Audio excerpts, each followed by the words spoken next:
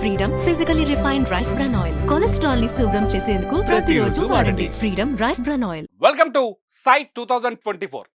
ఒకవైపు వెళ్తే గుంటూరు, మరోవైపు వెళ్తే విజయవాడ, మరోవైపు హంసల దీవి. ఎంతో అందమైన సుందరమైన డెల్టా ప్రాంతం కనుకే తెనాలిని ఆంధ్ర ప్యారిస్ అంటారు. Tenali sitting MLA Annabathuni Sivakumar YCP నేత. రాజకీయాల్లోకి రాకముందు ఏఎస్ఎన్ గ్రూప్ విద్యా సంస్థలను నిర్వహించారు.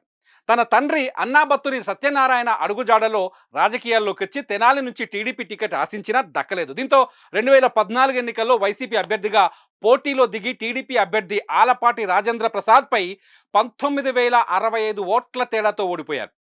అయితే 2019 ఎన్నికల్లో అదే ఆలపాటిపై 17,649 ఓట్ల మెజార్టీతో గెలిచి అసెంబ్లీలో తొలిసారి అడుగుపెట్టారు.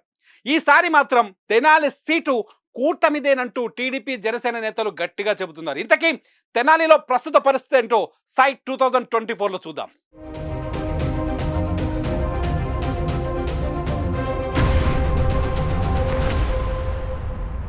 తెనాలి నియోజకవర్గంలో ఇప్పటి వరకు అందుతున్న సమాచారం ప్రకారం మొత్తం ఓటర్లు 2,66,269 మంది ఉన్నారు. ఇందులో పురుష ఓటర్లు 1,28,894 మంది, మహిళా ఓటర్లు 1,37,352 మంది, ట్రాన్స్జెండర్స్ ఇక్కడ 50గా కనిపిస్తున్నారు. ఇక్కడ పురుష ఓటర్ల సంఖ్య కన్నా మహిళా ఓటర్ల సంఖ్య ఎక్కువగా కనిపిస్తోంది. తెనాలిలో వెండి బంగారు ఆభరణాల తయారీకి ప్రసిద్ధి తెనాలి. ప్రొద్దుటూరు తర్వాత తెనాలిలో మంచి బంగారం దొరుకుద్దని నానుడి. తెనాలిలో వైశ్యులు కాపుల సంఖ్య ఎక్కువ.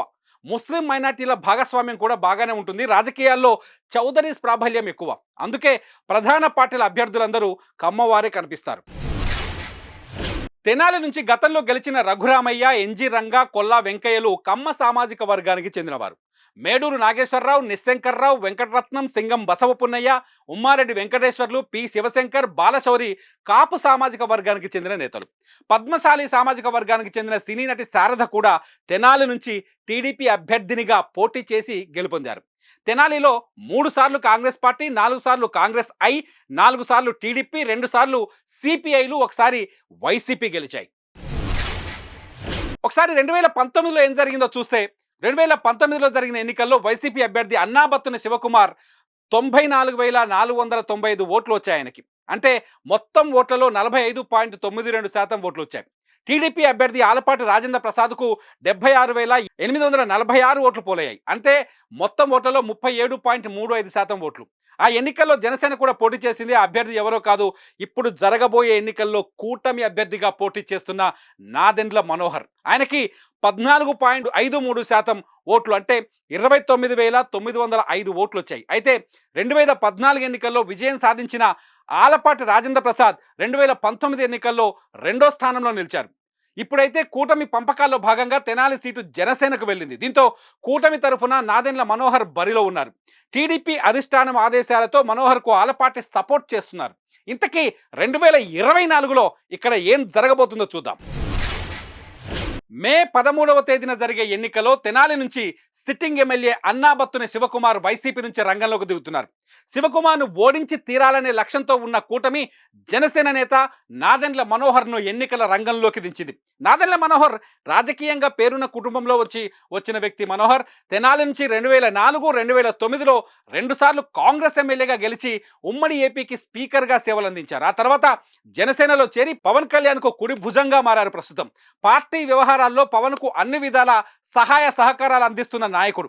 రాజకీయాల్లో వివాదరహితుడు, విద్యావంతుడైన పొలిటికల్ జెంటిల్మెన్గా మనోహర్కు పేరుంది.